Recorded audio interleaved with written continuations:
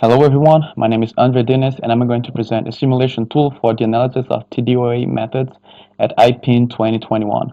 I would also like to acknowledge the contribution of Dr. Danilo Pena and Dr. Vicente de Souza Jr. towards this work. So what is TDOA? TDOA actually means the time difference of arrival between source signals traveling towards a set of sensors, and this technique is most commonly used for localization purposes. Some examples include the positioning of 5G devices, speech source localization, and angle of arrival estimation.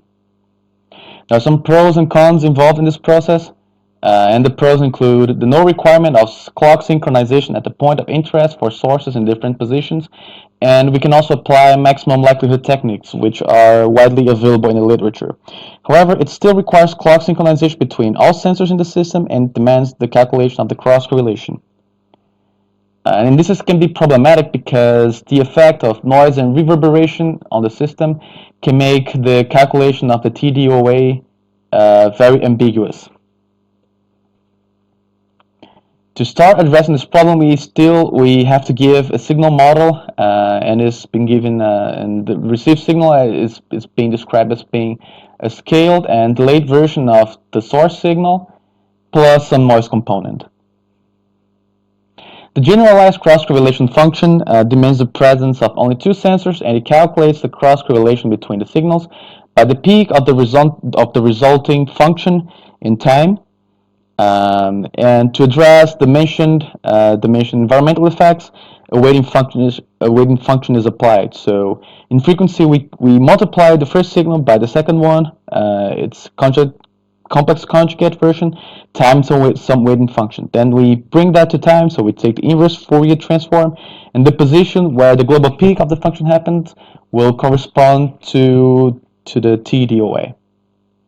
There are many weighting functions available in literature, and each of them attacks a different problem. So for example, the Roth filter will suppress frequencies with significant error. The Eckhart filter will maximize the deflection criterion, and so on.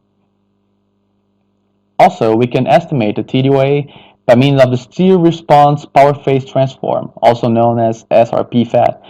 It's very popular for obtaining the TDOA of acoustic signals because with it we can maximize the steer response power in beamforming. So here I'm going to expose some use cases of the simulator that we built named SimPatico, and here we're using a real Gaussian noise over a gong source signal. We use two sensors that are roughly 20 centimeters away from each other, a sample frequency of 8,192 Hertz. The SNR was set to -20 up to 40. We had 1,000 Monte Carlo runs with 1,000 samples each of them, and there was no reverberation.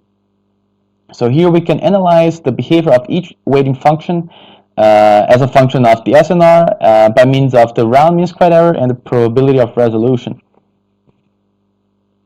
Also, we can apply non-Gaussian modeled noise. So in this example, we have the S alpha S stable model.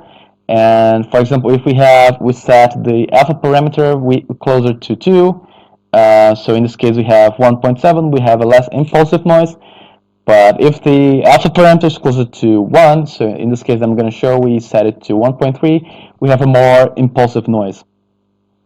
And by that we can see the behavior of each curve, the behavior of each filter when it's submitted to non-Gaussian noise. And we can also do the analysis of the behavior of the number of sensors in the SRP-FAT as well by means of the round mean square error. From that, we can conclude that SimPatico was developed as being a necessary open source evaluation tool for TDOA purposes. The implementation of non-ideal environmental conditions allows more realistic analysis. There is a big variety of TDOA algorithms that can serve as a benchmark for the system. Development and evaluation of robust methods can be held in SimPatico. Some other maximum likelihood estimation methods can also be implemented in it. And we can also apply non-Gaussian noise and reverberation effects over the source signals, also allowing a more realistic analysis. And we can also conduct an analysis of the resolution of the exposed methods. So thank you very much for your time, and these are the references we use in this presentation.